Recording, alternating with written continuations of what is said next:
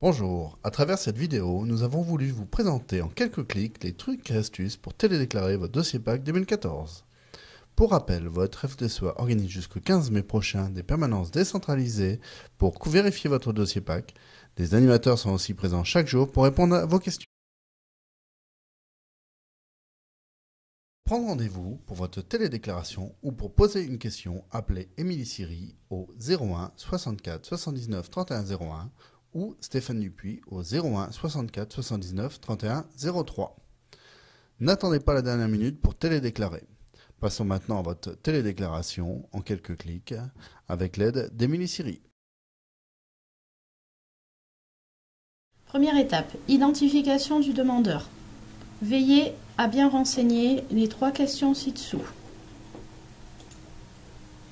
Ensuite, en bas de la page, à droite, enregistrer, passez au registre parcellaire graphique. Pour faire votre déclaration PAC, tout se passe sur la carte. Premièrement, les dessins d'îlots. Pour sélectionner un îlot, sélectionnez dans le cadre sur la gauche, cliquez sur le numéro d'îlot, il s'affiche en jaune au milieu de l'écran. Ensuite, dans Outils îlot sur la droite de la carte, vous pouvez modifier les contours d'un îlot. Il vous faut déclarer une culture à l'intérieur de chaque îlot. Pour cela, sélectionnez Outils parcelles à droite de la carte. 2 solutions. Soit votre culture recouvre la totalité de l'îlot.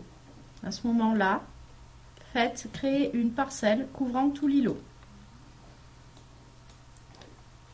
Attention, veuillez à bien valider le dessin afin d'avoir la fenêtre de dialogue qui vous permet de déclarer une culture dans l'îlot.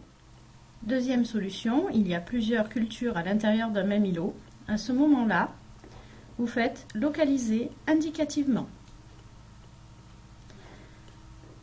Vous allez cliquer dans le secteur où il y a une culture. Vous indiquez le nom de celle-ci,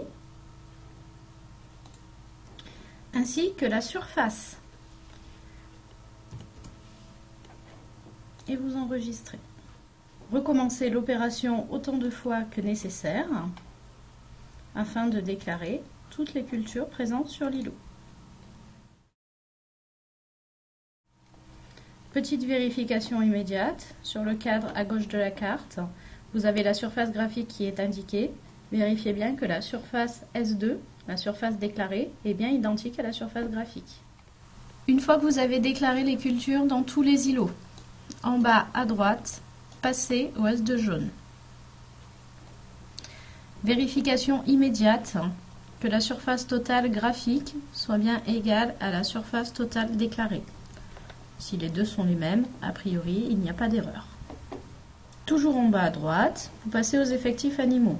S'il n'y a pas lieu, vous enregistrez et vous passez directement aux demandes d'aide. Cochez oui ou non pour chacune des questions.